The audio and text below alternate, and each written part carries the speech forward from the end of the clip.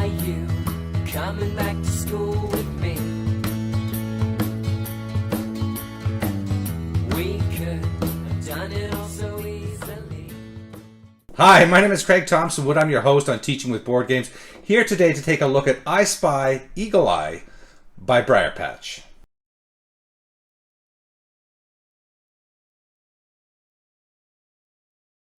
So just last month I'd taken a look at the I Spy preschool edition, and this is the one which would be more for the junior kids. This one's for ages 5 and up. And as I'd mentioned in the preschool one, I know that the whole I Spy line is very popular with kids. But being for an older group, how does this one play out? Well, let me take you to the table and I'll show you how this game is played.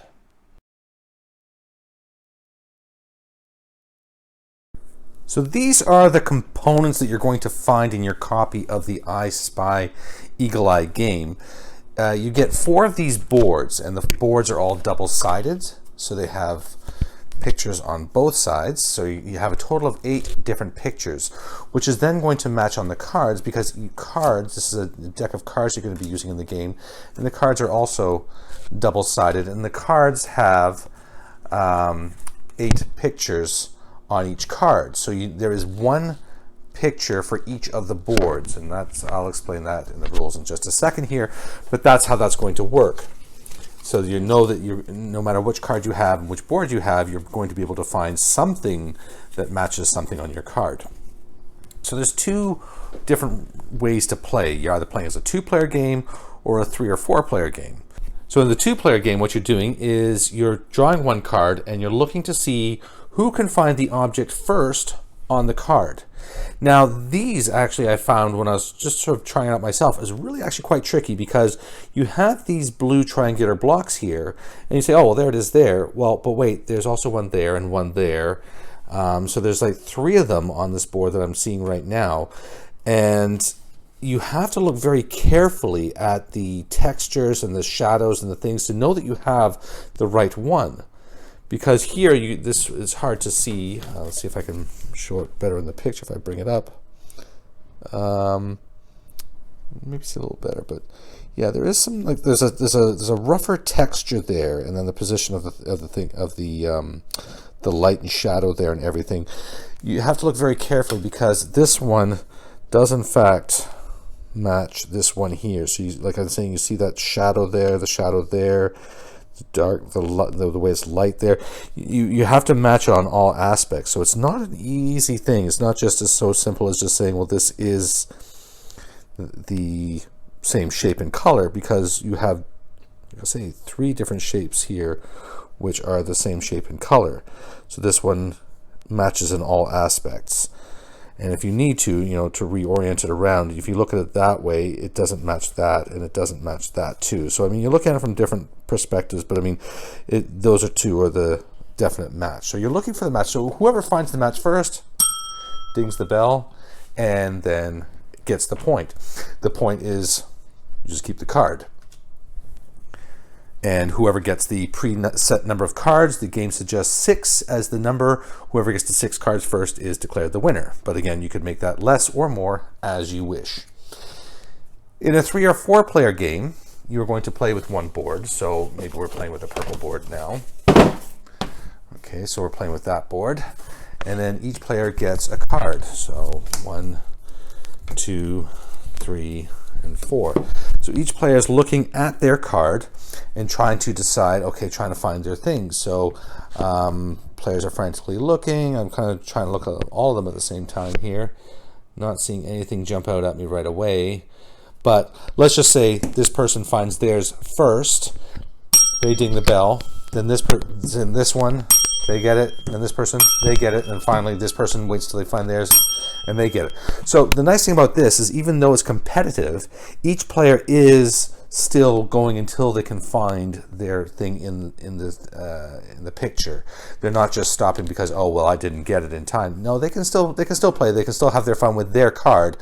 But what's going to happen then is in numerical value, it counts down. So whoever got it first gets 4 points, then 3 points, then 2 points, then the last person gets only 1 point.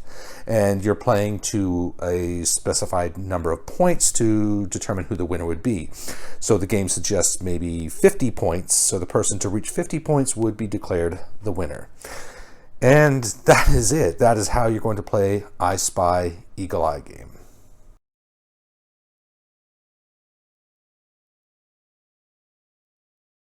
So jumping into the report card for the I Spy Eagle Eye, I'm going to give the number of players a B. It plays between 2 to 4 players, which is my exact standard for a B, so it gets the B. For learning for the I Spy Eagle Eye, I'm going to give it a C. It really doesn't offer anything. Like, I know the I Spy Preschool Edition, because it was preschool, and those skills that they're learning are in consideration of the fact that they are preschool kids. And there's a lot of things that they could be doing with that, and there's a lot of different games that were taking place in the preschool one that made it better, I felt, as a game for preschool kids, if you're looking at it as an educational tool. This one is kind of just a way to pass the time. There's really not a lot to it. There's very little reading, there's very little math. The math, if there is math, would be the addition of points. So you're adding numbers between 1 to 4, possibly up to 50 or less. So it's really not a lot that's going on in here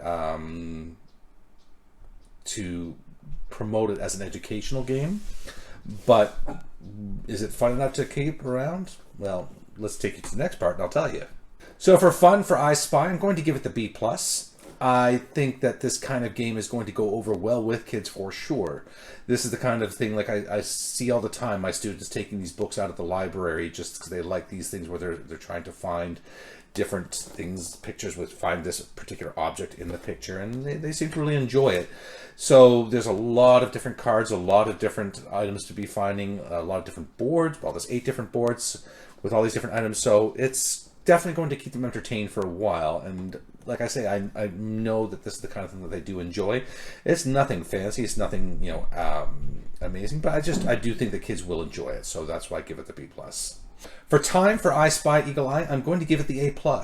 I give it the A+ because it is super easy to set up. It's just a board and some cards, and possibly distributing some cards, possibly not. And the cleanup then is just putting everything back in the box. And then the game itself, you know, you can play to certain numbers of points, but there's nothing to say you can't just play for a certain number of time. If you only have like 5-10 minutes, then play for 5-10 minutes and see who can get the most in that time. Or if you need to end early, just whoever's winning at that point takes the win. It's one of those things. It doesn't have to play to a logical conclusion. It's not like the game, you know, you're building a particular game engine where things are starting to come together and you're starting to see things. No, it's just find a picture. So it's super, because of its simplicity, it makes it easy to play to varying lengths of time as you need to. So for that reason, I do give it the A+. For cost, I'm going to give this game an A. I think that for cost, I'm going to give the game a B+. I found that this game is available in Canada at a store called Mastermind, and they sell it for $27.99 Canadian. Now, you can look in your other local stores and things. I could talk to levelup.ca and some of my local game stores to see if they could get it in. Perhaps they could. I see that it's also being printed by Scholastic, so you know, maybe through Scholastic you could get something. But $27.99 I think is a good price for a game like this. There's not a lot to it, so they shouldn't be charging too much. But as I always say, thinking about the replayability, are you going to get your money's worth by playing this game enough to make it worth your while to buy? And I think you will. At $28, you know, this can certainly be, you know, enjoyed by many children for, and as long as they take care of it, for many years. So as a classroom teacher, this is one I would consider keeping in the classroom for those rainy days and times where they can't go outside. Say, here you go, play this and enjoy, because it's simple enough and quick enough. Like I said, the setup and cleanup is easy, no little pieces to be losing and such. So one that will definitely be enjoyed and appreciated, and for the $28, it's an easy choice. Okay, let me take you to my final thoughts for the game. So I Spy Eagle Eye, as like a, you know, whole purpose of this channel is to be looking at games for their educational components and ability to adapt them to our lessons and help them to teach particular concepts and to reinforce certain teachings and things. This game does none of that. I mean, this game is just, it develops your observational skills, a little bit of reading, a little bit of math, but nothing really much. So in terms of recommending this game, I like to consider that not all teachers teach in a school. So if you're a teacher who, like a homeschooling teacher, if you're a parent that's homeschooling your children, you're looking for games for your children, I'd say, sure, you can get this game. I think the kids are going to enjoy it at home. I think that at a certain point, though, the game is also going to, because of the cards and things, they're going to start to recognize exactly where they're going to start remembering where some of the pieces are, and it's going to become less challenging. But for the beginning, I think it could be fun. For teachers in a classroom, I think this is more suitable, in my opinion, because all those kids coming through, so different kids could be playing it at different times. Like I said, really for indoor recesses, you're not going to be using this game for any classroom lessons. So just if you're looking for a game to have for an indoor recess, then I think this game really fits the bill. And that's actually what I'm probably going to do with this one, is take it to my classroom tomorrow and let them have it, because there's the pieces are sturdy cardboard. There's nothing for them to really be losing, and it's a simple enough game that they can take it out and play it during indoor recess, so that way they're not bored or running around crazy. They have something that could be just doing, that's keeping them occupied and productive while they're stuck inside and unable to burn off that energy. So like I say, nothing I would be using in a classroom situation, because the math, the language, and everything is not enough there to make it into a lesson thing. But hey, if you can think of a way to do it, then please not only go ahead and do it, but please let me know how you're doing it. How would you use a game like this in a different situation? I mean, I would be curious to know if people are using these in their lessons somehow. Love to know, because I don't necessarily like being proven wrong, but it's always nice to be shown a different way that you weren't thinking of yourself. Like, I like to learn and know that, hey, this is a different way you could be doing it, and hey, that's great. Now I know a different way. And I would share that, of course, if somebody's so kind to do that. So, like I say, nothing spectacular for class, but for indoor recesses, this one is a gem. So if you're new to the channel, then what I'm doing is I'm putting out content on a weekly basis around topics of gamification, game-based learning, where I'm reviewing games like the I Spy Eagle Eye to discuss how they could be used in the classroom or home setting, or for any purpose we may have towards teaching and education, whether it's education of children or teenagers or ourselves.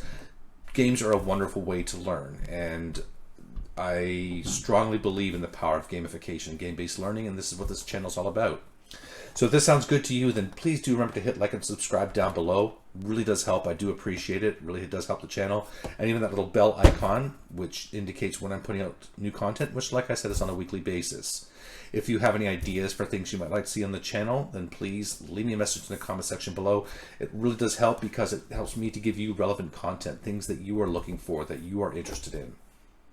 And that is going to wrap it up for today's episode. Until next time, I'm Craig Thompson Wood, your host on Teaching with Board Games, saying thanks for coming to the classroom. Are you coming back to school?